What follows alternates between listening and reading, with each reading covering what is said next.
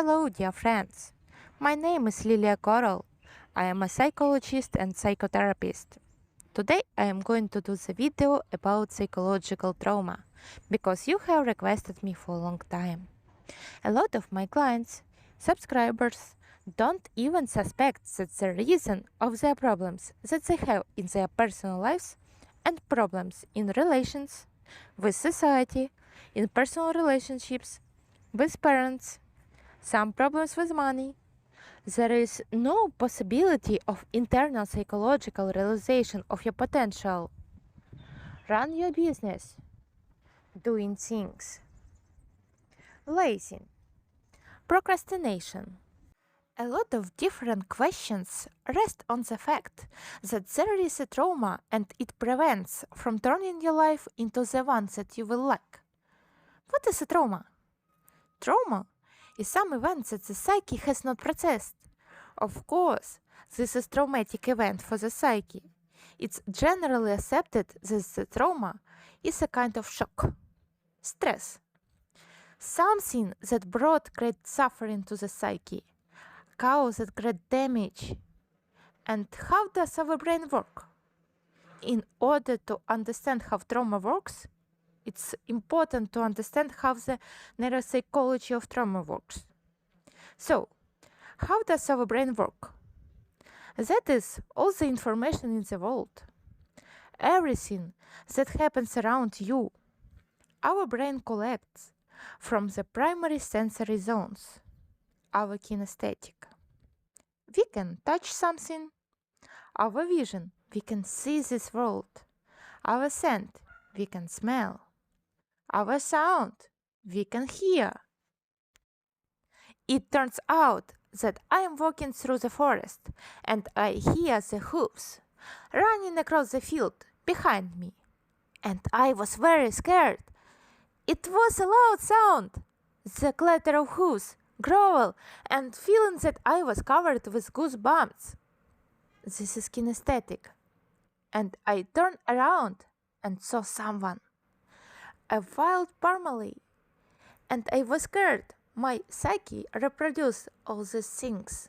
Our hippocampus put this whole story together in detail. And what did it do?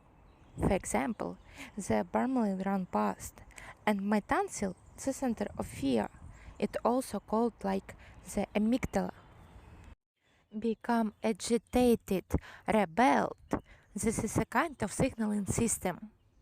And this system turns off the frontal lobes. There is places in our brain where we are smart, where we analyze, rationalize, and weigh. Now it's right to hit this parmalee on the head with a club or run. Otherwise, can pretend to be dead for a stump. I am an oak, for example. I am a vase. What is beneficial to us? We don't waste time on it. Our tonsil, our center of fear, turns off this frontal lobe, where we are smart. She considered on the sensory channels that danger was approaching, and as far as this danger approaches, there's three evolutionary forms of response that maybe you know: hit, run, and freeze. I mean pretend to be dead, and without realization the danger. Maybe you know, maybe you have had this situation in your life. People act, and we know these stories. For example, when the mother had unknown forces and she made a 3-meter jump from a place, pushed the child, and together they jumped away. The car passed and didn't knock this child down. She saved him. We know these cases. This is her amygdala. This is her center of fear produced special hormones, a special cocktail. That is, the adrenal glands are given a signal. The adrenal glands produce cortisol, adrenaline, and norepinephrine. We have everything included. Vision, scent, sound, everything is activated. Or we are numb. At this moment, the body knows what is the best response to save us. the evolution took care of that. Naturally, these frontal lobes turned off, then the danger passed, and the hippocampus is responsible for memory. Connects the story with the centers of marriage, which are responsible for speech and archives in the past. And then you tell your friend a story later. I was in the forest, and the Bermele ran at me. I thought this Bermele ran past, and I attacked him. The story is devoid of horror. It's devoid of trauma. There is no trauma because it ended happily for you, and you realize it, archived it. Your brain has dealt with it. So, what is trauma in the understanding of a psychotherapist? Imagine now again the story. I am in the forest, a Bermele is running. My brain is in a state of tremendous shock, stress, and nightmare. Again, I get excited. All my internal organs begin work actively. The adrenal glands produce cortisol. I have shock, horror, and nightmare. I will go numb. Bermele runs through. The situation is over, but my brain hasn't archived. My hippocampus hasn't archived the story. Imagine that the next day I wake up and hear the sound similar to the Bermele stomp. For example, people who were at war and heard explosions, shots, for them fireworks are not about a holiday, celebrity. For them fireworks are a trigger, a start of a traumatic state. Person with post-traumatic stress disorder. I can make a separate video for you about post-traumatic stress disorder also if you want it. Please write me. So, for this person, it will be a trigger. He gets back into the state when he was running from Bermele. He was scared. He was terrified. The frontal lobes are turned off. You remember, yes? The analysis doesn't occur. Archiving doesn't occur. The trauma just repeats. That is post-traumatic stress disorder. It's a memory disorder. It's a memory failure. This story, this trauma, isn't in the past. Now let's see what's going on in reality. What could be a trauma? It could be a robbery, some kind of rape, an attack, a very terrible accident, road accident. It could be a betrayal of a husband. It could be a betrayal of a wife. It could be a dad who hit you, a dad who is a pedophile, mom who constantly devalued. As a rule, if this happens one time, rarely, the mother devalued or scolded, then the trauma may not occur. But it still happens that the client comes and says, for example, that she has a wonderful parents, but she remembers how once dad came home drunk and arranged a showdown for her mom. They were scared that she will never forget it. And what happens with her? This trauma has not archived, and to today's reality she reacts out of this trauma. Dad has beaten mom, and the child was a witness a long time ago. Today she is an adult woman, but she reacts with tension to man. Next situation. A mother was very overprotective, controlled everything. Every day you heard, where did you go? What did you do? Hyper custody is when press to one point. Try to put pressure on one point on your arm throughout the year. There will be a piece of meat, live and fresh. It seemed that there was no blow of strong direct rape, but overprotection can be so traumatic. Sometimes clients come to me who were not beaten. They say, I had a wonderful childhood, I wasn't beaten, I wasn't raped, nothing. But they have a trauma like people with post-traumatic stress disorder. There are complex symptoms.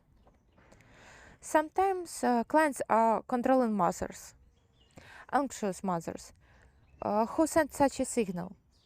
this mother isn't a cruel person, but she says, Vasya, don't go there, so that nothing happens to you. You didn't answer calls for 3 hours. I called all the monkeys. And this mother has a generalized anxiety disorder. She traumatizes her child because in childhood what we need. This child hasn't formed frontal lobes. He doesn't have an analytical reverse. Why is the childhood so traumatic? Why do we psychologists cling to this childhood? Because in this period, we don't have this analytical reverse. When my drunk dad tells me that I am nobody, that I will not achieve anything in this life, he is just a sick alcoholic. Which why he says this nonsense. It's not because I am so bad. This is because he is a sick person. He has an alcohol addiction. And these are all the symptoms of alcohol addiction when he says such nonsense to this unfortunate child. What about a child? He doesn't have this analytical apparatus. The frontal lobes are not mature. Analysis, it's not possible. Information processing doesn't occur. The trauma is encapsulated. And the person in different life situations takes on this trauma and says, I am a non-entity. He develops a life rule, a deep conviction that his needs in life are not important. He is non-entity. He is worth nothing. He is worse than others. There is something wrong with him. Is it true? Many people will now respond. The world cannot be trusted. Nobody can be trusted. People are greedy. You have to pay for love. Good relations must be earned. And many similar things. An injured person looked at different life situations, in personal relationships, at work. Someone looked not right at him. For him, this is already a trigger. Now something will begin. Now someone will start to ridicule if he was highlighted or talked about him in the third person, exposed. You know, it seemed a harmless thing when they talk about a child in the third person. Mom brings Vasya from the kindergarten and says to Dad, Imagine what your Vasya did there. It's a nightmare. And Dad answers, What did he do there? Again? And the grandmother says, But I tell you, he will be a criminal. Shame on him. That is everyone exposes the child in the third person. How bad he is. And many clients have these feelings that there someone will expose them. And this is a block to achievements, to interaction with society, etc. What is wrong? That a person from this trauma reacts to reality. Your parents betrayed you in childhood. Now, no one betrays you today. But a traumatic person with the eyes of trauma will look at reality. He lives with me not because he loves me. He will cheat on me and leave me. All men are gods. Everything is clear. Everything is clear. Situation 2. She asks me where I work. 100% she wants my money. She wants my one-room communal apartment in a hostel. Selling woman, says a guy who had a traumatized experience where he was used. Maybe it was in his childhood. For him, it's a horror to be used. Third situation. The boss says to Maria Ivanovna, she has such resistance. She reacts with her childhood trauma. Because in childhood, parents told her, Study, Masha, study. Masha didn't get enough sleep. She didn't enough eat. For Masha, every exam was just a war. If she doesn't pass her Latin exam, her parents will be angry at her at home. And every time she's due, she gets triggered. It's necessary to hand over the report. And she has disgust, laziness, procrastination. She says, "For me, working 3 hours is disgusting."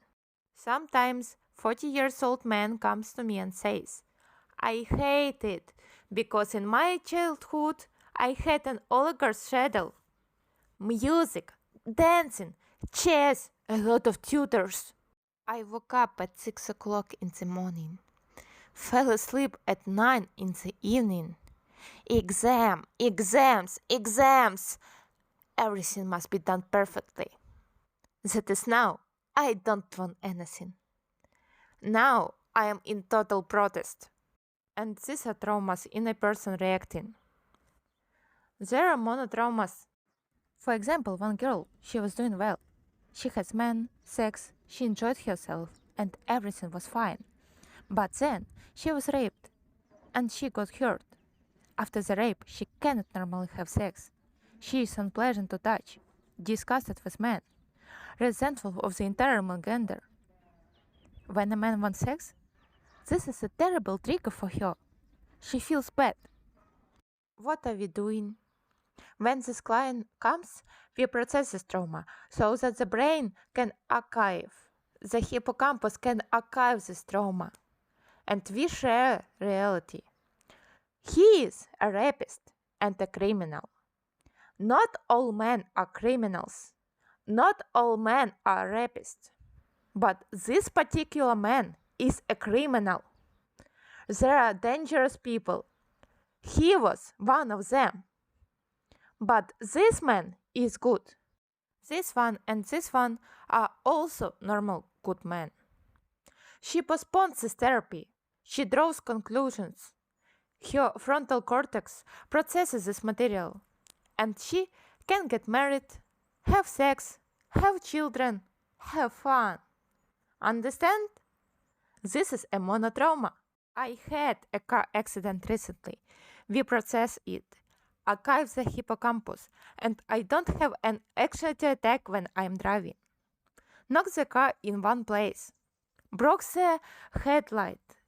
It was a monotrauma. It was a stress. It's stressful. But that doesn't mean that I can ever go near the road again. Do you understand? What is a multitrauma? There were 3 car accidents, there were 2 rapes, 3, 4. That were several times. I mean, it's harder to work with this client. Also can be sequence trauma. What it is? Sequence trauma is trauma but repeated from time to time, again and again. For example, my dad is pedophile. He raped me more than once. He corrupted me more than once. These were repeated many times. Here I had a case at work when a dad corrupted both of his daughters. Everyone fucking knew. The oldest daughter was 8 years old and the youngest was 4 years old. They constantly saw it all, licking, blowjobs. All pedophiles, these dads. They say the same phrase. I have heard it so many times in consultations. They say, "I'll teach you better than any other man." Do you understand? What is in people's head in general? Scary to live. And their mother who is blind to the situation. She doesn't see this. By the way, the secret can also be a trauma. For example, when a girl was raped and her mother says, "Don't tell anyone about this, because you will be a disgrace to the whole village." That is trauma. After trauma, as she had the trauma, and then she still had to keep quiet about it. Or for example, dad drinks, but we won't tell anyone about it. Our dad is alcoholic, but we pretend that everything is fine. For a child, this will be just a trauma. It won't be an assassination. It won't be a complex. It won't be a script. It will be a trauma, because the horror of trauma is placed on the child. He needs to keep a secret about his family, and this is a sequence trauma that often recurs. Z's dad is an alcoholic who drinks once a month for a week. For example, an excitable psychopath. That is a sequence trauma is when there are gaps where you can exhale. For example, a sequence trauma is when I come to the village to my grandmother and I watch how a man is begging with an axe for his wife. I am a witness to this whole situation. Seeing violence also gets traumatized. If you were a child and your brother was beaten, but you were not, or someone was shouted, pressured, beaten, and you were a witness, and they didn't touch you, then you also get exactly the same trauma. Perhaps from the constitution of the psyche, it will be less, but it will still be a trauma. Do you hear, yes? And developmental trauma, that is traumatic childhood, complete disorganization, when parents are rapists, emotional neglect, pedagogical neglect, lack of secure attachment. So what's wrong with this child? Well, for example, this has happened with me. These are psychopathic parents. This is a very cold mother when the child is left to himself. He has no secure attachment, absolutely. These are traumatic events, and this child knows they will wreck you over and over again. That is, I know for sure that my mother will have this psychosis and she will beat me again. I know exactly what she is saying to me now. Lily, come here. I won't touch you. Come, come, come. I'll tell you something. And when you come up, she beats you against of the wall or off a metal sink or something else. This is a regular event, and the child knows that this will happen to him. These people most often develop post-traumatic stress disorder, complex. I will talk more about this in another video. I don't want to delve into this topic now, all the same. Personality disorders. But when we talk about trauma, we always talk about something that interferes with life. What are we doing? Trauma therapy takes place in a safe environment. If a woman comes to me who was beaten as a child and her husband beats her now, she repeated her childhood. And we must remove her from this husband in order to begin therapy for our trauma. But when such women don't want to live, she cannot or she have nowhere to go, then there will be emotional dependence. Trauma sufferers have a very high comorbidity with the trauma. It's a depression plus anxiety plus insomnia, sleep disorder, attentional deficit disorder. I have attentional deficit disorder. I cannot correct it in any way. I am always so active. They say to me, Lilia, you have so much energy. Super, perfect. Such constant mobilization, such readiness for anything, a lot of energy. Trauma sufferers often have this. I see them from afar. As the proverb says, a fisherman sees a fisherman from afar. What else? Dissociation, derealization, depersonalization. I don't know who I am. I don't know what I want. Where I even going? Client asks me, Lilia, I am ready for something or not ready. I am ready to go to work or not ready. He cannot answer this question for himself. He doesn't understand himself. He doesn't hear himself. Maybe he has dissociative personality disorder. It happens very rarely, but it happens. There are two personalities. Yes? Also an interesting topic. Do you see the movie Split? Of course, there were 24 personalities who beat Milligan. It's very interesting movie, a great actor. Maybe you will be interested to see this movie. Sorrow. This is rare. Sometimes there are 2 or 3 personalities. For example, the inner child is offended. The unhappy angry inner child who wants to die, and such a huge adult part. So powerful, I can do everything, such power. And this is not about a narcissist, insignificance, and grandiosity, but just about a traumatic switch. Look on yourself, right? That I am so strong. I can do anything. I have nothing to fear and nothing to scare me. And the state is when I am an unhappy child. I can't do anything. I can't get up. Depression said that there would be. What kind of therapy is there? With our traumatists, sufferers? As I said, in order for the frontal cortex to work, we need secure attachment. Therefore, we very often build a secure attachment in the trauma of development. Second thing, what we need to do, we process the cortex with the frontal lobes, the situation. That is, we are re-experiencing it.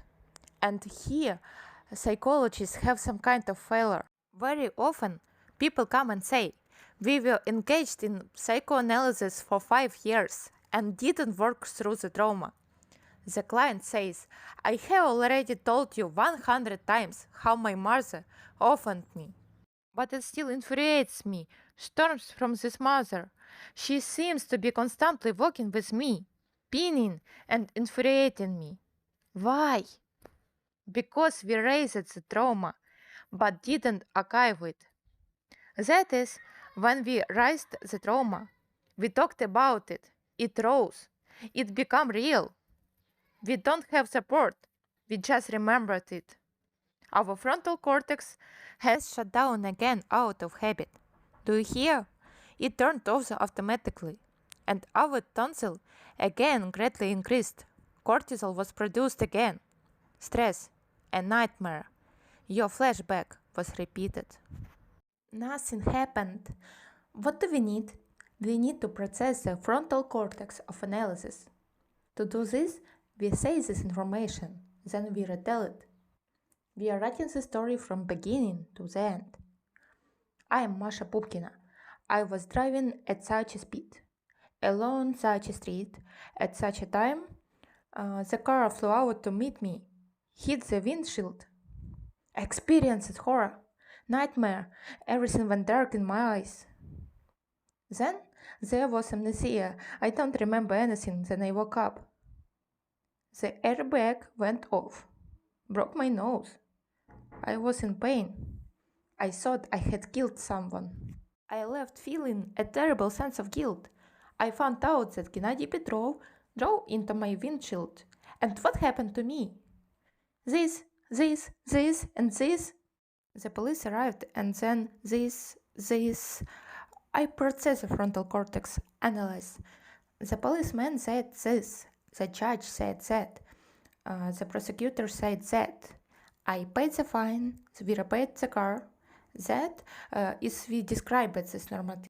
Initially in all details. And how did the story end? I won the trial, I was paid financial compensation of 2 hryvnias. I am Masha Pupkina, was a victim of a car accident in such year. And today, in 2020, I am healthy. Everything is fine with me. It was in the past. We all write such a letter. On YouTube, I noticed that many people make videos that you can work it out yourself. Do you understand? Once a client told me how she was raped by 9 people. Do you think a person can sit down by herself and describe? You will come back in this trauma. Most often clients fail to work through this trauma one-on-one because you get into those details again. You get hurt. The brain makes different behavior and you are traumatized again, remembering those terrible events. It won't work. Our job is to start and finish. And then, like psalms, it's better to read 50 or 100 times, and you will notice that by the 20th time you will have a sensation. That is right that my mother beat me against the wall. And they say me, Lilia, you talk about it so easily. I talk about it so easily because for me it's a memory, a negative memory. Like being caught sitting on the potty. I was shamed, I was embarrassed when I was bitten by a dog, But now I'm not afraid of dogs. It was a time when a boy left me. Now I'm not afraid being abandoned. Do you hear? These are treated traumas. When my mother hit my dad against the wall, this is my archive. This is an archive, it has no life now. So I react to life with my trauma today. This is very important.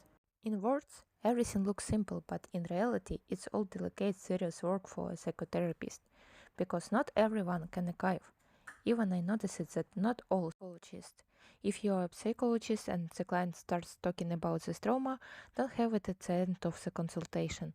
You know, when a client starts talking about this trauma at the end of the consultation, she was raped of 9 people.